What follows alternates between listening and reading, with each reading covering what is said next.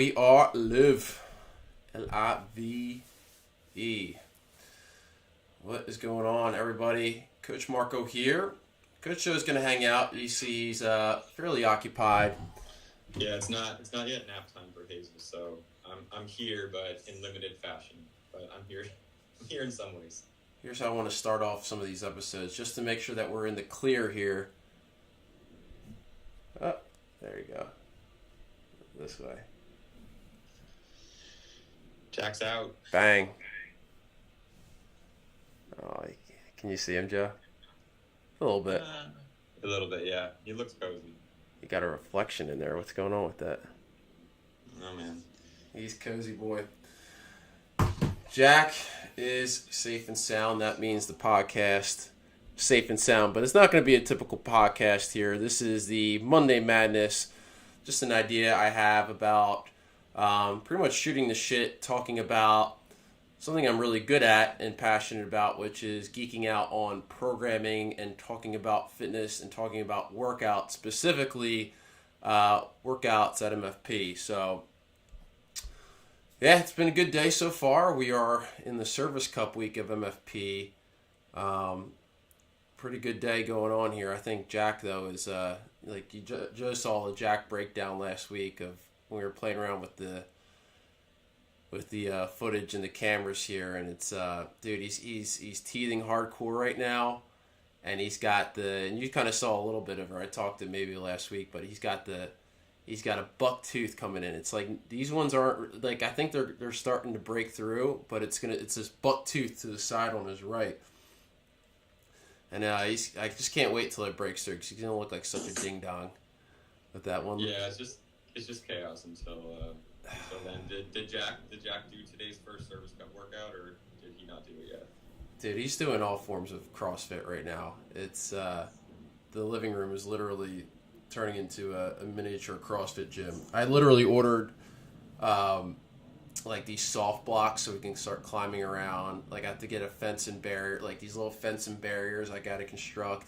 And I got this, well, Steph sent me it. It's basically like a walking jumper where like he can walk around. So like if I can bring him to the gym some days to get him to like kill some energy, but like not having him worry about doing too much, he can be in the jumper and also walk simultaneously. Because we got him one of those like walker things where he can just grab onto and, you know, pull himself up, and it's called the Learning Farm. So it's pretty educational. You got all the gadgets, man. Yeah, all the gadgets. Got all the good stuff.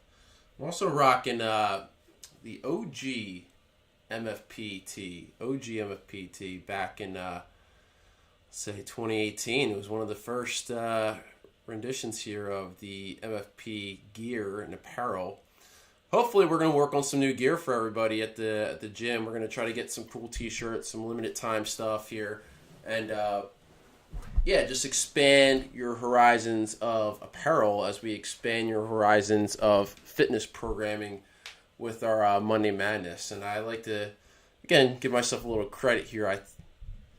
I would say I definitely have an expanded mind once it comes to thinking deeply about what kind of workouts I'm going to present to the gym. And more importantly, I do them myself. So this is not just like, oh, I'm going to program a workout because I think it's cool. It's also tested every day, every week, and well thought out weeks and months ahead of time, which, again, most of you guys know. So it's definitely not... Like for people who like have only been to MFP, like that's not a very common thing in CrossFit gyms. Like I've been to a lot of CrossFit gyms before I like ended up at MFP, and so many times like the owners, the coaches, like were off doing their own like comp train stuff while the members did their thing. Like it was never very few gyms, and it's like unfortunate, but like the practice what you preach thing is super important, and it's something that like we take pride in doing at MFP, but you don't see it everywhere. Yeah, and it definitely takes a lot of thought. It's definitely not a perfect thing, and it doesn't always, ring everybody's bell per se. But I think I just really love it. So we're gonna definitely take time on Mondays to break some things down. But I figured I want to start off just because it's on my mind. give you guys a little motivation, because this past weekend was the Adaptive CrossFit Games. And if you don't know what that means by Adaptive CrossFit Games, it's literally the individuals who have one arm, one leg, they're neurodivergent, intellectual disabilities, they're blind, they're small, you name it here. And it is just, you should definitely feel bad about yourself. Like, if you're not showing up to the gym and being a lazy ass, like, dude, these people have every fucking excuse to not get up and to not do something powerful and beneficial for themselves. And I just thought this was like, just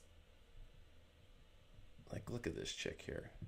Straight to the top, never going down, don't wait for the drop. One of the coolest things CrossFit has implemented over the last couple years. Foot to the ground, full throttle, big energy for the night like lotto.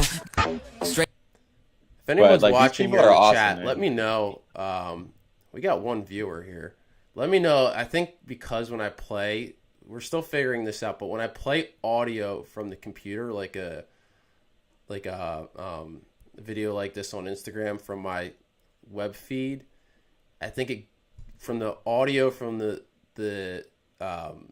computer plus goes into my audio of the microphone, and it has like a double, like an echo. So let me know. But I couldn't hear you, Joe. What were you saying?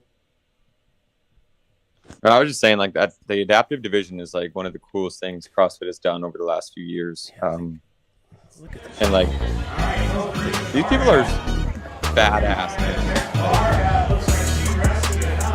No excuses, and just people who show up no matter what. And like, you gotta laugh at this shit. Those dumbbell squats are looking nice. Can't do it. Yes, Oh. That's awesome. I know it's hard. You got this, North. Come on, man. The activity of it is awesome. You're so strong. Good. Hey, we can finish this. Don't give up. What a fight. No, it's great to see, man. Go say hi. Awesome, man. Well, this will play into our Thursdays. I'm just gonna crossfitting. Going out of my brain. I'm chasing after that fame. And then not only that, but When the crowd don't stop until you know my name. Ain't backing down for no fight. So you better run for your life. Gonna hunt you down like an animal now. Better run, better run, better run. Like, ooh, I'm ready to go. Yeah, you already know. I'm feeling my flow. Yeah, it's about to blow. Trapping it. Like, dude, this one makes me laugh.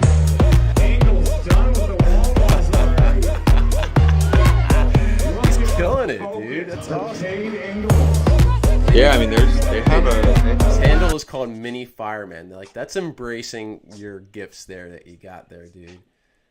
yeah, it's really cool. Yeah, and like, I don't know, just something about that. And like, the best part about that is like, they're all held to a standard. It's like, not only are they doing something above the norm of like what their population would say like they can or can't do, but it's like, now you're doing CrossFit, and we'll continue this Thursday, but like, they are set to perform at a standard, or like when it comes to their movement, the methodology, the training, and so many other factors that play into like they're not just there working out. Like, they have to uphold a movement standard, a set way of performing. Like, there's no, like, they have their own modifications, right? Like, obviously, There's a standard to whatever. yeah, like, you're not just going to put a blind person out there without a spotter or like be near them, but like, they're held high expectations. And that's the beauty of CrossFit, like with where it's grown and where programming and the fitness methodology has just evolved to. It's like we talked about last week, the inclusivity of it, and like, these individuals, in addition to, there was the masters, the age group, which ranges from 35 to 70 plus year olds. Like, those are the ones who are really showing like the magic of what our affiliates do worldwide.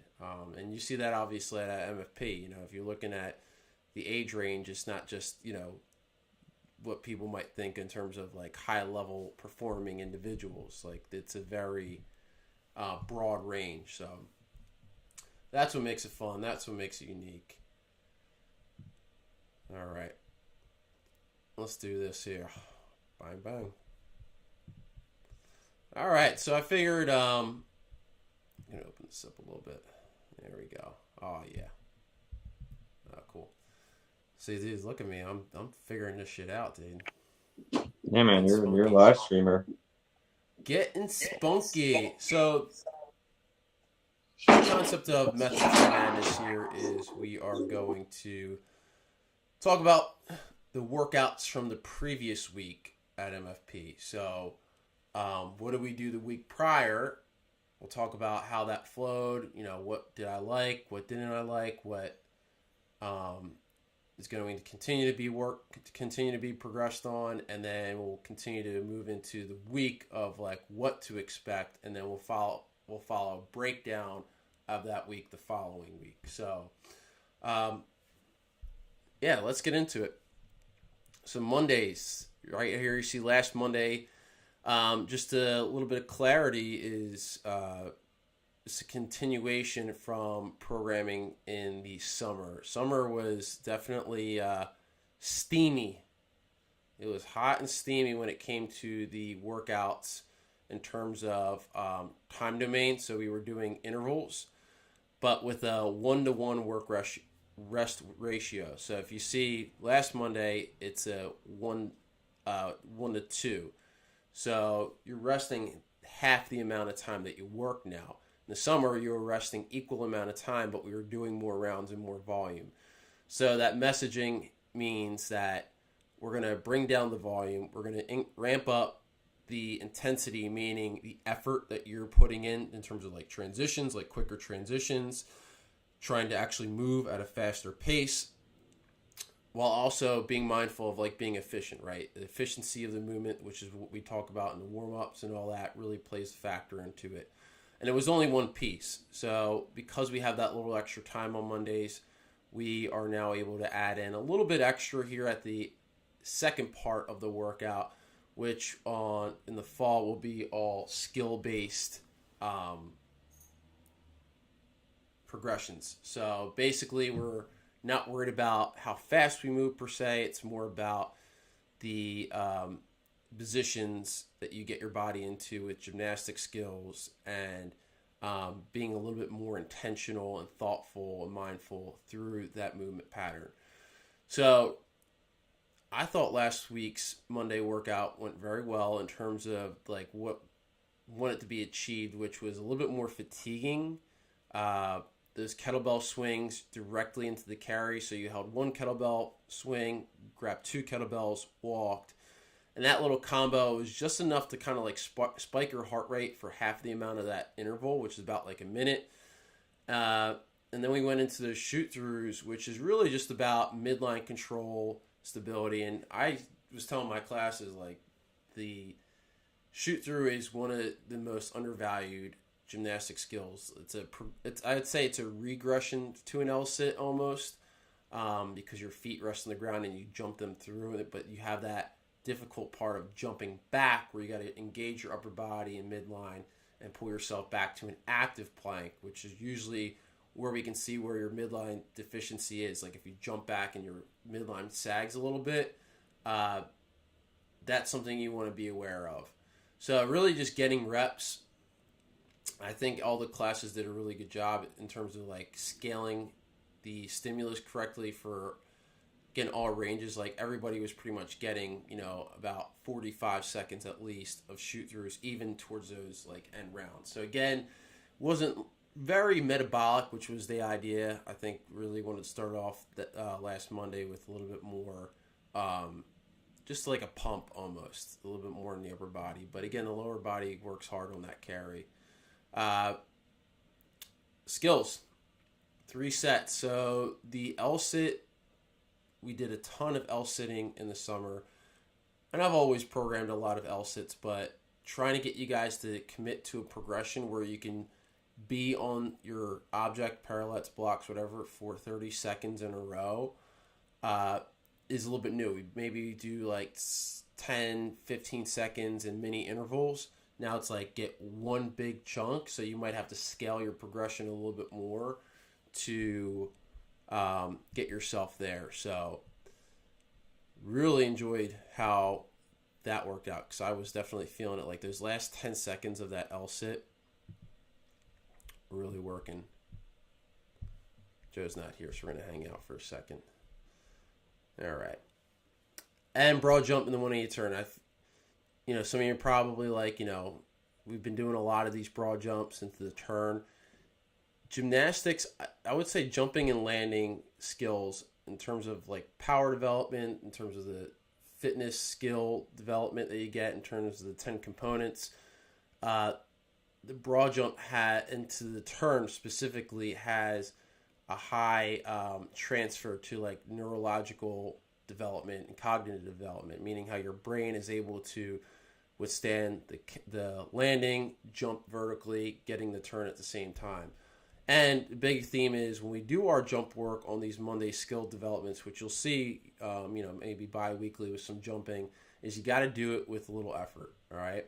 And then coming back to planche push-ups, which I thought was interesting. I was thinking about how could I integrate planche work again, because we did a lot of planche work after the Open in the spring. So I wanted to come back to some planching just for skill development and integrating push-ups. If you don't have that, again, we just did those negatives. The Tuesday workouts are definitely a handful in terms of what it looks like on paper. In terms of volume, it does build up, especially those middle pieces. Going into like what those WM, for example, like Monday we had, this is JW, so gymnastics weightlifting, so body weight and then weightlifting with the kettlebell. So now we have weightlifting monostructural, which is basically saying we have some sort of weighted object plus some sort of cyclical movement. So we did running the week prior. This week is the Echo Bike. So you see how those types of themes are going to be integrated here on Tuesdays. But we're always going to start with these EMOMs. And just like a lot of pieces where we do like a part A, it's really important to do stuff like this, because even if it's just light and technique focused, it's great to, we call potentiate, meaning wake up your brain and your nervous system, your musculature, your tendons, your ligaments.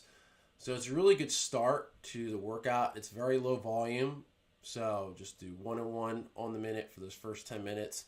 Then because we're potentiated, when we do this all the time, is that we lighten the load now and move it fast and quickly, which is again another theme into the fall. Like we're trying to develop intensity, so your transitions from the bike to the bar, getting the weight up because it's super light, trying to keep a high pace on the bike, and getting this interval style workout where you guys are able to get at least like a minute to minute and a half of rest.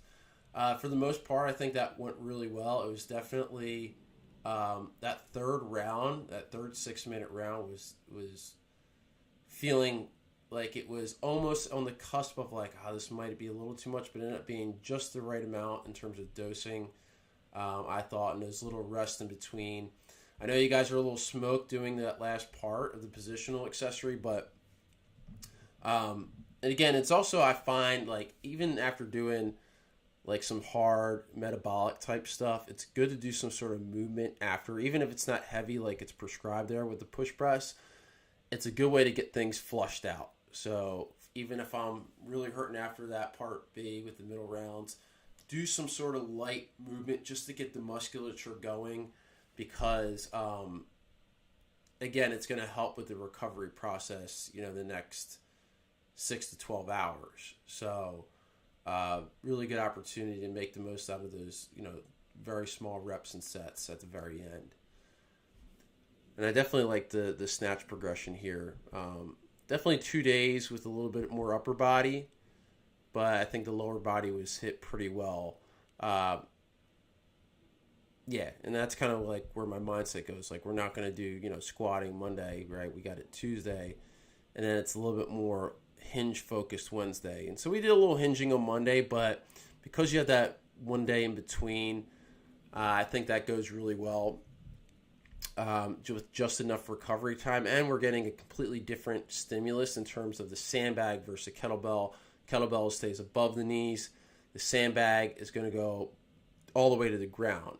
So you have two different variants of a hinge pattern, meaning driving your hips back, kettlebell and sandbag. And especially because we do the accessory stuff. So like, again, not sexy here in the first part, right? Like we're just doing 4 quality sets, not necessarily the heaviest or most intense, but enough to potentiate and wake the body up to go hard for the second part. Because again, intensity is going to be this big theme on Wednesdays. Low time domain, maybe even some of these like under 10 minutes. And that might not be like your favorite thing. Like some of you guys might like to do the long, grindy type of workouts, but the true essence of the CrossFit methodology is that 7 to 12, maybe sometimes 12 to 15 minute time domains of just pushing the gas pedal just enough. I mean, some of you guys might have to, for example, the 5 rounds, which we saw, like some of you guys may go out too hot, and you might do those first 2 or 3 rounds with not enough left in the tank to have those last two rounds done before 10 minutes, so you can do pull-ups. So you should be taking these experiences and learning from them to understand, where what are your gauges, what are your gears, right? And know how to manage. We know your gears. We always talk about that, or talked about that a lot in the past, of like, how hard is too hard to start, and how you want to be able to always have enough left in the tank to push the gas. So also a few things, just like noticing, not me to do that. Hey,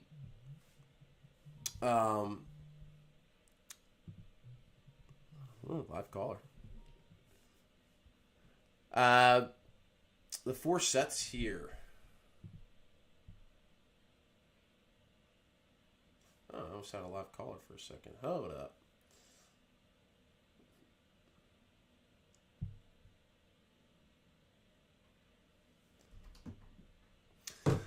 Back at it. The hamstring curls really take serious. I know sometimes they're not, I guess sexy. We're doing them on the rollers. They're actually extremely difficult. Like even if you just do the lowering, because we do a lot of squatting, right? Squatting is a big part to CrossFit and what we do and how we do it. But I think when you do a lot of squatting, the knees do work hard, and we do a lot of unilateral stuff, working one side of your body. So it's really important we strengthen the back of your knees, and you'll see me do variants of hamstring curls. We do the Nordics a handful of times, the straps, or these rolling hamstring curls. Love them. And then a lot of offset stuff. So like that opposite arm, opposite leg, which we call like the bird dog positions. Crazy valuable. I mean, the next day I'm feeling it like right in my obliques, which your love handles, right? So everybody wants to trim those down, so you got to make sure you're taking care of your offset stuff, team. But otherwise, I thought that flowed pretty well. And again, just grindy stuff here, but short grindy stuff on that part B. It's like just burpees and sandbags, right? I mean, you have the skill work of pull up. I mean, it could be strict work hanging, but you got to earn it when you get there. And it's like, can you get into that pace of doing burpees at an uncomfortable pace? And you'll see burpees a lot on Wednesdays, just so you guys are aware. Longevity. So again, most of you may not attend longevity, but again, always recommend it, because some of the things you'll see in longevities, at least in the fall, we were doing a lot of running in the summer, and these will be more like coming back to when I programmed a lot of like prehab, rehab type of exercises. In addition, just some good movement that'll get you a little sweaty, not super intense, a little fatiguing, but you'll always feel fairly fresh, especially after these Thursday sessions. And you'll see, again, a ton of unilateral stuff, which is super important for rehab, prehab, stability, body awareness, with the leg lifts, the chops, which we did both with a band. Pogos by far are one of the most valuable things that you can do when it comes to like your tendon and foot strength and stability. The Achilles, the soleus, the calves, just getting that aggressive, quick off the ground stretch reflex and training that. And that's why you see people, the whole Achilles thing, it's one of the worst injuries you can ever have, to be honest, probably the most difficult injury to rehab from. The best way you make your Achilles tendon extremely resilient is you do variations of pogos. Like we kind of did that today, actually, on one side with the single leg four square. But you got to do the pogo with a lot of intention, like driving off the ground quickly. I say the floor is lava. So, and again, kickouts are like one of those things. If you can get the rhythm on those, like you kind of feel very primal, smooth flow. Like that's the idea with those. And you get a little abdominal work in the toe touches. So you'll see stuff like that, always throwing a little abdominal work just to make you feel good about yourself, getting that six pack, doing some sort of movement like a pogo or plyometric or maybe some sort of monostructural stuff to get you breathing.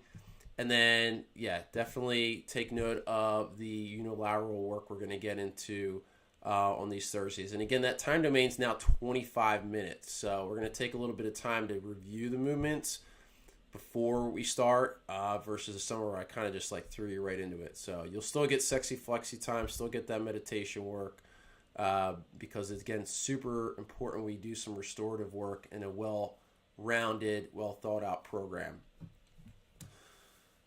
And then Friday, we're going to continue the theme of these like longer time domain workouts, but there's work rest. I'd say it's half grindy, half 1/3 grindy, 1/3 skill development, and 1/3 strength development. So you're kind of getting all those three tiers of CrossFit. You get the weightlifting strength bias. You get the conditioning monostructural or metabolic bias. And then you're going to get some sort of skill body weight gymnastic bias. And that's really what CrossFit is. It's blending those three modalities, what we call them, into, I guess you could say a workout, some sort of metabolic workout. But this is very, very specific in terms of like we want to develop your capacity, meaning your ability to do more per se over a stretched out period of time, so that way you are recovered, you are rested. And Friday I threw in like you can kind of make your own rest, which I liked. I get the question, why don't we do the barbell bench press over the dumbbells? And the reason why is I've always found that dumbbells are much more efficient for shoulder health, long-term shoulder health and stability, within the tendons, ligaments, that rotator cuff, that biceps tendon in the front, the pec major, pec minor. And when we do the bar, it just probably 90-95% of you guys are going to get some sort of like internal rotation if you see my shoulder there when you're doing the bench press, even if you're really mindful of your positioning, which sometimes I don't really see a lot. So the dumbbells are super powerful. Had my chest blown up. I'm still actually pretty sore from Friday. Like my chest is still definitely feeling it.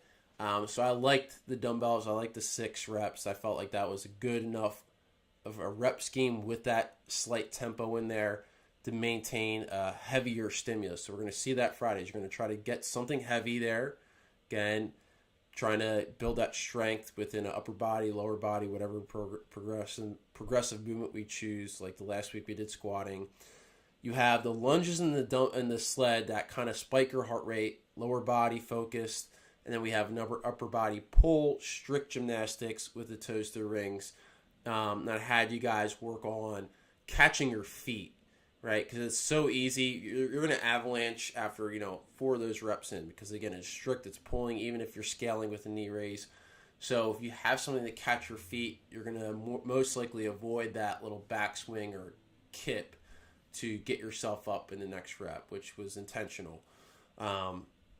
So, yeah, I thought that worked out pretty well. It wasn't the most intense Friday we've done, but I think in terms of what I was trying to get, because we had a lot of intensity in the beginning of the week. So Fridays won't feel like they're the most gut-wrenching, heart's going to explode out of your chest type of feel. Although sleds really, they really kick your ass, especially if you're doing them with as much power and force as you can. So, and then Saturday was this brings me back into the day with the regional. So I'll be programming these iconic workouts, at least iconic within. It could be current CrossFit space. It could be past CrossFit space in terms of like the years of 2010 to 2018, which was which actually would say would be 2 eras of CrossFit, of what kind of workouts and challenges that were developed within the methodology. But the regionals, for those who don't know, was a qualifying stage to get to the games for individuals and teams. And I was fortunate to have competed in regionals from 2013, 14, 15. 13, 14, 15. Was it 16 as well? So 4 years on a team. And then 17, 18 I did individually. So I was there in 2014 when they had this workout for the individuals. This was not a team-based workout, but I remember watching it. I was like, well, one, it was a 20-minute cap. So I told the class, I'm like, you guys are special. I'm giving you 30 minutes. And it was one of those workouts Dave Castro programmed where it was intentional. It was intentional with a 20-minute, we're 21-minute time cap, that most of the individuals competing were not going to finish, and only the best of the best, which is very few, would finish that workout. So a lot of people in 20 minutes made it back down to like the deadlifts or box jumps. I checked the clock at 21 minutes and I was like 20 reps in the box jump. So I still had to finish the box jumps plus the row to even finish under 20 minutes. And my total time was like right under 24 and a half minutes. So, that last row I didn't really sell my soul as much as I really wanted to doing it by myself. But, I thought that was really fun. And we'll do some parts. And, again, I like these just little 9-minute, 3 sets each, just because it might look like we're just trying to like put in some stuff to kill time or whatever. But again, these little parts I put in these part A's in the beginning, again, it's really important for like warm up, potentiation, joint development. Both of these translate well into what we're going to work on in the second part. Like you're going to pull from the ground to get the bar up to your squat. You're going to squat. We're doing both deadlift and squatting in the chipper, and we're going to do some ring work or some sort of pushing. So again, if you're not going to do ring work, if you're just going to do regular push-ups, in the second part here instead of ring dips, you're going to scale it. You can still work on your ring skill and development here in that second part. So, we're in the first part. Alrighty. So that's last week. So I just wanted to kind of re-review that. I thought last week was a good continuation from that first week of, those themes and development and some skills that we'll get into. Now this week's going to be a little off. I'm not going to go over the workouts in particular until next week. So just kind of giving you an idea of what to expect. It's a little non-traditional. It's not something I really do often, which is, take like a whole week and program like, what we're going to do the Service Cup this week. But I did figure out a way to plug these workouts into our MFP weekly programming, because again, I write these out like a whole month in ahead of time. And so, you know, I wanted to make sure that, you know, this past Friday right here, like we did dumbbell lunges, dumbbell bench press, and now we got like dumbbells again here on Monday. So like I don't like that redundancy of that, but it's still a little bit different movement patterns. You're getting some double under jump work.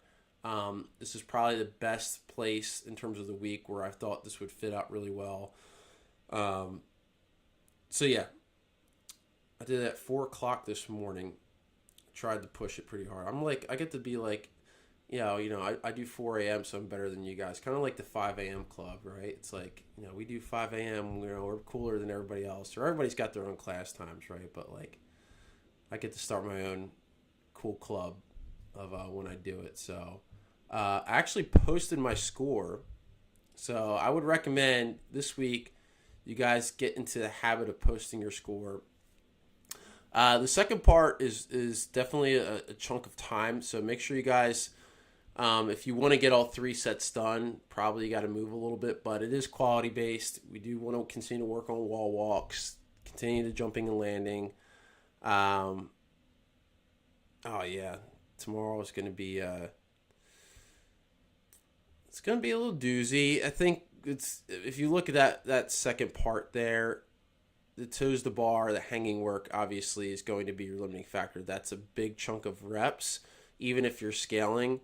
So it's not really a hang clean or back squat workout, although if you do want to prescribe, it's 115-75 in terms of weights. But it's a hanging workout. This actually is a, because I remember here, well, I already could tell by looking at it, but just knowing where the mindset of the individuals who program this is a playoff of the 2015 CrossFit Open. It was the first CrossFit Open workout in 2015.